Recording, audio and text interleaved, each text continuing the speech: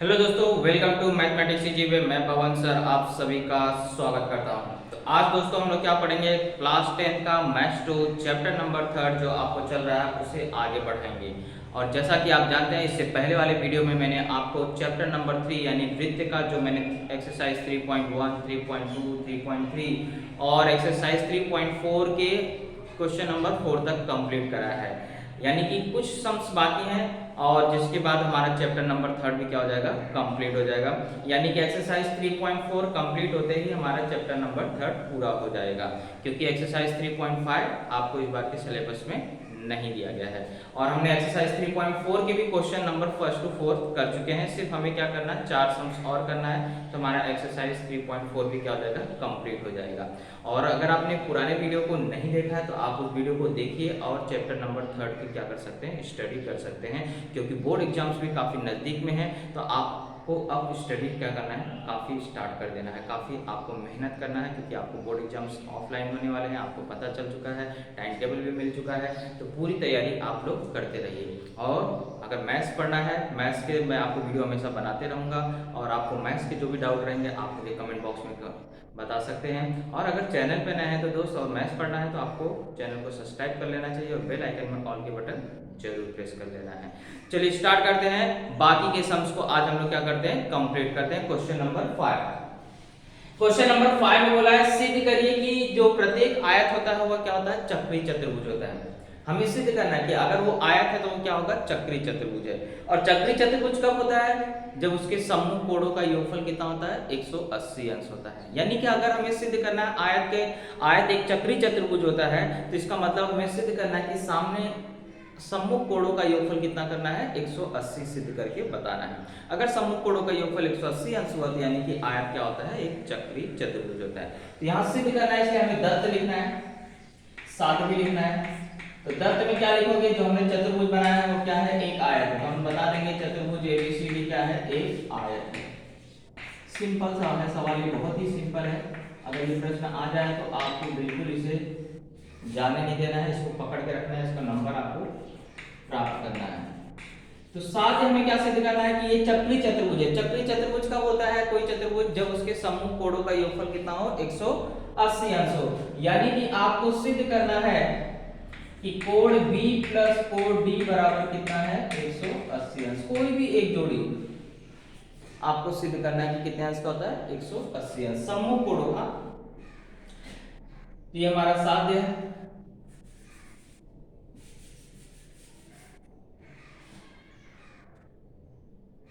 दूसरी जोड़ी, अगर एक जोड़ी आपको 180 है तो दूसरी जोड़ी तो जाहिर सी बात है, इसलिए आपको सिर्फ एक ही जोड़ी सिद्ध करके यहाँ बताना है। अब इसे हम लोग आसानी से सिद्ध कर सकते हैं। कैसे सिद्ध करेंगे, सबसे पहले आप बता देंगे चतुर्भुज एबीसीडी क्या है, एक आयत है। एक क्या है, आयत है। और आयत की क्या खासियत होती है बच्चों, कि उसके सभी कोण कितने अंश के होते हैं, 90 अंश के होते हैं। उसके सभी कोण कितने अंश के होते हैं, 90 अंश। तो आप बता दोगे कोण A बराबर कोण B बराबर कोण C बराबर कोण D, और सबका माप क्या होता है, 90 अंश। कारण क्या है, आयत का प्रत्येक कोण, आयत का प्रत्येक कोण क्या होता है, समकोण होता है। अब मुझे सम्मुख कोण, अगर सब कोण 90 अंश है तो सम्मुख कोण का योगफल कितना हो जाएगा, 180। तो वही एक आपको सिद्ध करके बताना है, इसलिए कोण B प्लस कोण D बराबर 90 प्लस 90 है ना, दोनों का माप 90 है।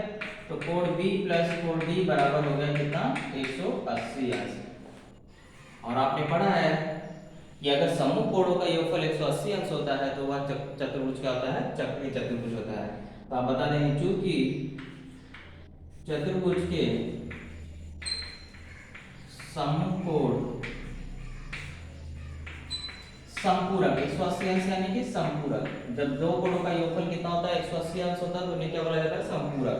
तो चूंकि चतुर्भुज के सम्मुख कोण क्या है, संपूरक है, इसलिए चतुर्भुज एबीसीडी एक चक्रीय चतुर्भुज है।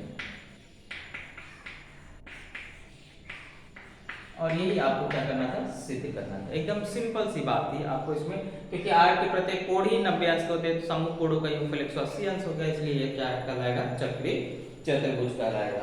ओके, चलिए आगे बढ़ते हैं क्वेश्चन नंबर 6 पे। फटाफट इसको लिख लीजिए।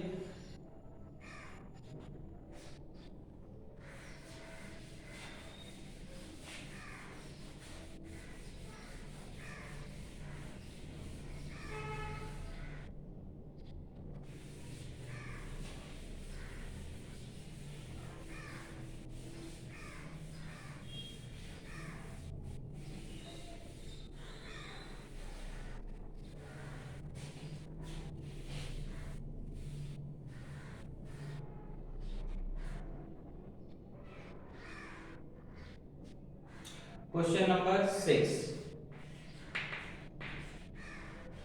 चलिए उसका डायग्राम पहले बना लेते हैं।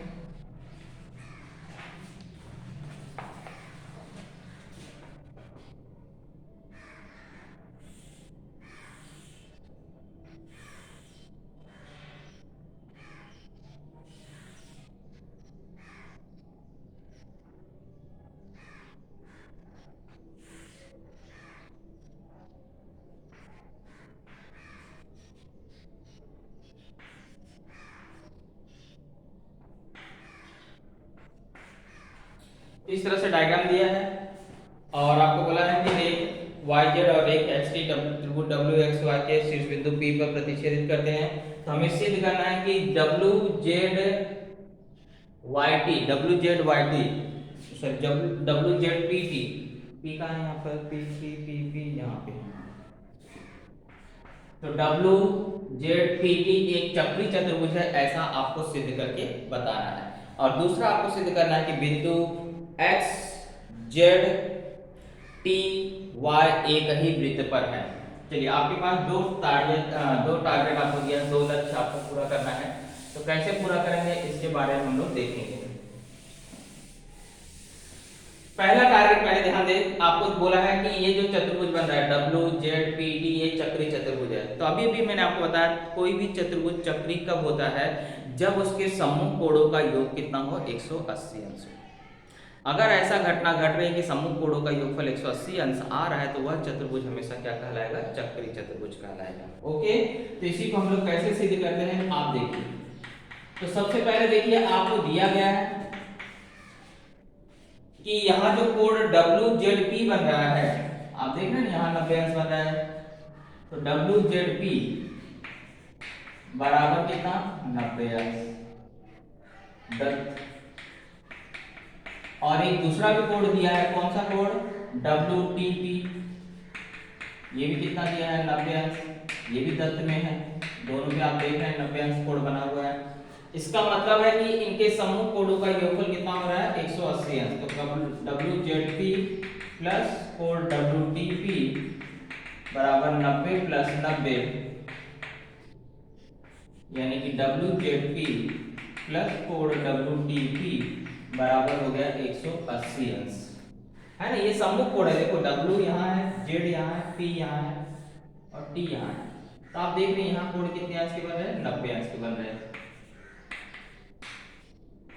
तो सम्मुख कोणों का योगफल कितना हो रहा है, 180 अंश हो रहा है। तो यहाँ बता देंगे चूंकि चतुर्भुज डब्ल्यू जेड पी टी के सम्मुख कोण का योगफल, ये सम्मुख कोण संपूरक है ना। योगफल अगर 180 अंश आ रहा है यानी कि संपूरक है, और संपूरक है इसलिए चतुर्भुज डब्ल्यू जेड पी टी एक चक्री चतुर्भुज है।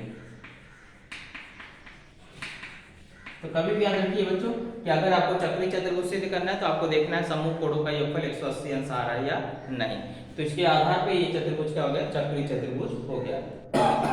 अब आपको सेकेंड टारगेट क्या बोला है कि हमें जो दिया गया है एक्स जेड टी वाई, ये एक ही वृत्त पे होंगे, ऐसा आपको सिद्ध करके बताना है। तो इसके लिए बच्चों एक आपने प्रमेय पढ़ा था।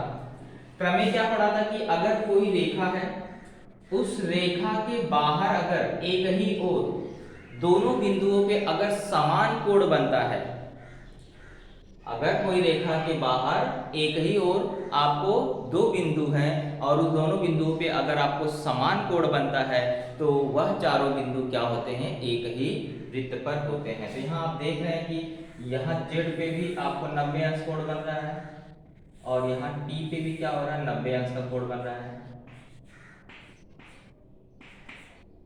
किस रेखा के बाहर, एक्स वाई। तो इसका मतलब है कि हमने पढ़ा है कि अगर कोण सर्वांगसम बनते हैं तो वह चारों बिंदु क्या होते हैं, एक ही वृत्त पर होते हैं। तो ओके, तो हम लोग पहले बता देंगे, ये चौथा पॉइंट हो गया। पांचवा पॉइंट बताइए कि रेखा एक्स वाई के बाहर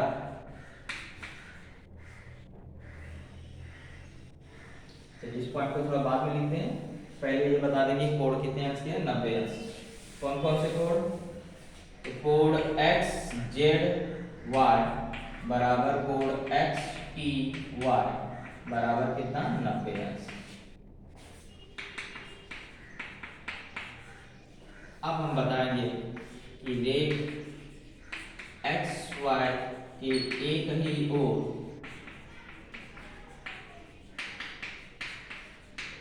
बिंदु जेड तथा टी पर सर्वांगसम कोण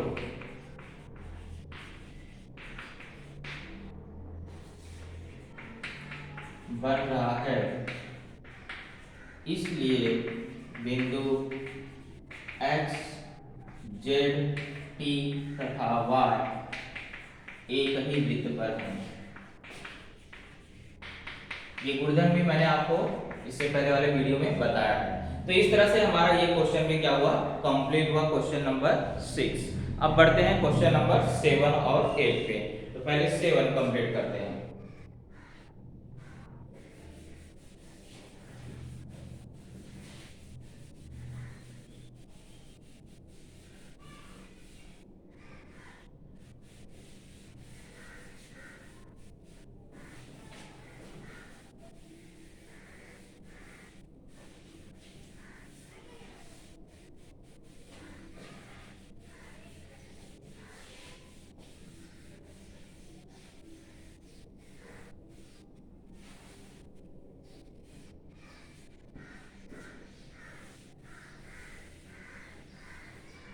चलिए क्वेश्चन नंबर आप 7 देख रहे होंगे कि दो जीवाएं एक दूसरे को क्या कर रही हैं, बाहर प्रतिच्छेदित कर रही हैं और उसमें अंतःखंडित चापों मतलब उस कोण के अंदर आने वाले जो दोनों चाप हैं उन चापों का माप दिया है और उस बाह्य कोण का मान आपको क्या करना है, ज्ञात करने के लिए कहा है।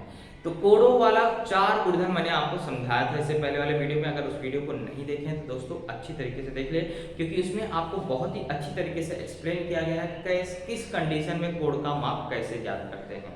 ओके, तो चलिए यहाँ पे जीवाएं बाहर प्रतिच्छेदित कर रही हैं और जब जीवाएं एक दूसरे को बाहर प्रतिच्छेदित करती हैं तो कैसे कोण का मान निकाला जाता है उसको मैं आपको फिर से यहाँ पे समझा देता हूँ।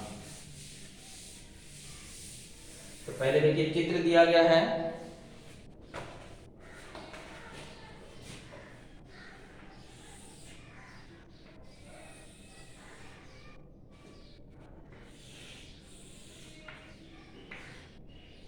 यहाँ पर N है, यहाँ पे E है, यहाँ M है, यहाँ F है, यहाँ पे S है।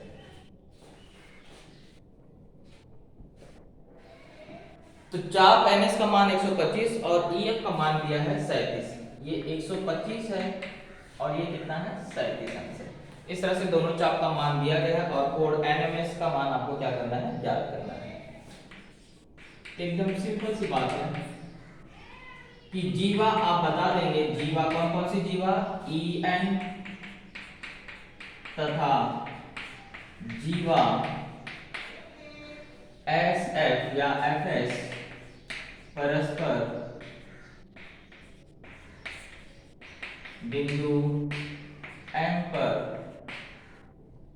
परस्पर बाह्य बिंदु, यहां पे आप क्या लिखेंगे, बाह्य बिंदु, बाह्य बिंदु M पर प्रतिच्छेदित करते हैं।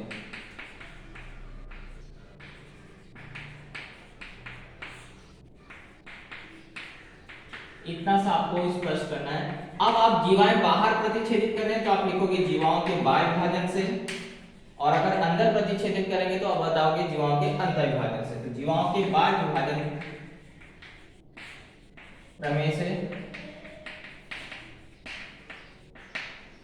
तो जब भी कोड अगर बाहर बनता है तो हम लोग क्या करते हैं, जो बड़ा चाप होता है उसमें से छोटे चाप को घटा करके उसका आधा कर देते हैं तो कोड का मान आ जाता है। तो सूत्र क्या है, मैंने बताया था बच्चों कि आपको बाहर बनने वाले कोड का अगर मान निकालना है तो बड़े चाप में से यानी कि NS में से घटा देना है किस चाप को, छोटे वाले। ये जो आपको एक अंदर ये अंतःखंडित चाप है एक, और यहाँ पर एक दो चाप अंदर आ रहे हैं, तो बड़ा जो रहेगा उसमें से क्या करोगे, छोटे वाले को घटा दोगे और घटाने के बाद उसका क्या करोगे, आधा कर दोगे। तो 1/2 ये है 125, ये है 37, इसमें से मुझे क्या करना है, घटाना है। तो 15 में 7 गया 8, 11 में से 3 गया 8, 88 का आधा किया तो कितना आ जाएगा, 44 आंसर। यही आपका आंसर हो गया। क्लियर, बहुत ही सिंपल है, बाहर प्रतिच्छेदित करेगा तो इस तरह से कोडों का मान निकालना है। चलिए बढ़ते हैं क्वेश्चन नंबर 8 पे।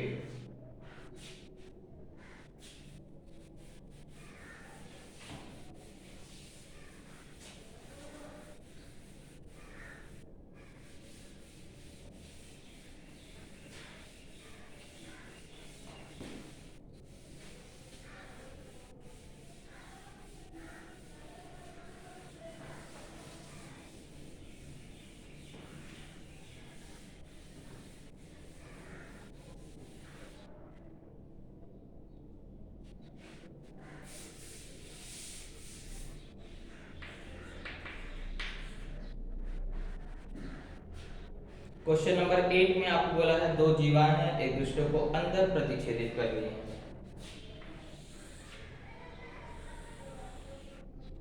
इस तरह से एक जीवा यहाँ पर गई है, एक जीवा यहाँ पर गई है।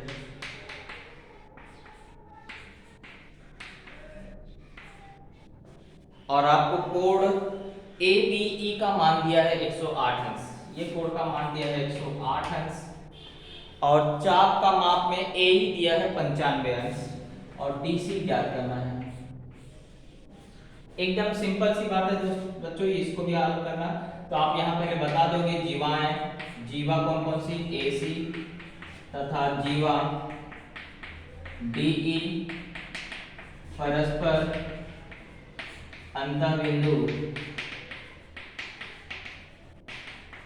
B पर प्रतिच्छेदित करते हैं।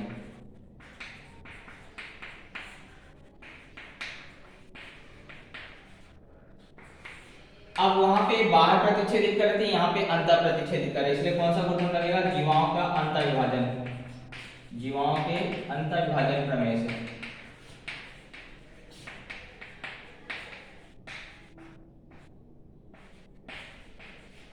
चलिए, अंतर विभाजन प्रमेय में आपको बताया गया है कि अंदर बनने वाले किसी भी कोण का मान अगर आपको ज्ञात करना है तो उस कोण के सामने वाले अंतःखंडित चाप और उसके शीर्षाभिमुख कोण के सामने वाले अंतःखंडित चाप पे क्या करना पड़ता है, योग करना पड़ता है और उसका आधा करना पड़ता है। यानी कहने का मतलब मैंने सूत्र बोला कि अगर कोण ABE का मान ज्ञात करना है, ज्ञात करना मतलब वो दिया गया तो उसी का सूत्र लगाएंगे। तो हमें क्या करना पड़ता है, उसके सामने जो चाप है, इस कोण के सामने कौन सा चाप आ रहा है, AE, प्लस, यहाँ पे प्लस करते हैं वहां घटाते हैं, अगर अंतर विभाजित करेगा तो जोड़ेंगे। ये कोण के सामने तो आपको चाप दिख गया, लेकिन इस कोण का शीर्षाभिमुख कोण यहां बनेगा, है ना, ये कोण का शीर्षाभिमुख कोण यहां बनेगा, तो इसके सामने कौन सा चाप आ रहा है, DC आ रहा है, तो उस चाप को क्या करोगे, जोड़ दोगे। अब इसमें वैल्यू रखना है, वैल्यू आपको ABE की जगह कितना रखना है, 108 बराबर 1/2 मेजर चाप A 95 प्लस मेजर चाप DC आपको क्या करना है, ज्ञात करना है। चलिए देखिए, दो यहाँ भाग में, इधर आएगा क्या हो जाएगा, गुणा हो जाएगा, गुणा होगा तो कितना हो जाएगा, 216, और यहाँ बचेगा 95 प्लस मेजर चाप BC। अब ये प्लस में है ना, इसके साथ ये क्या है, प्लस के रूप में है, तो यहाँ आएगा क्या हो जाएगा, घट जाएगा, तो 216 माइनस 95 बराबर मेजर चाप BC। अब घटा दीजिए, आपका आंसर आ जाएगा, तो 6 में से 5 गया 1, यहाँ पे 11 में से 9 गया 2, 121 अंश आपका आंसर आ गया मेजर चाप BC का। ओके, यही हमारा फाइनल आंसर है। बहुत ही सरल सवाल थे और इन प्रश्नों को आप जरूर करके जाइए और अच्छा स्कोर कर सकते हैं। ओके, इस तरह से बच्चों हमारा एक्सरसाइज 3.4 भी यहाँ पे क्या हुआ कंप्लीट, यानी कि आपको यही एक्सरसाइज इस चैप्टर का लास्ट एक्सरसाइज था। 3.5 को सिलेबस से बाहर कर दिया है और प्रॉब्लम सेट के जो भी क्वेश्चंस रहेंगे अगर आपको जरूरत रहेगा वो कमेंट बॉक्स में जरूर बताइएगा, उसको भी मैं आपको जरूर करा दूंगा। तो इस तरह से आज का वीडियो यहीं पे खत्म करते हैं, मिलते हैं अगले वीडियो में, तब तक के लिए जय हिंद जय महाराष्ट्र।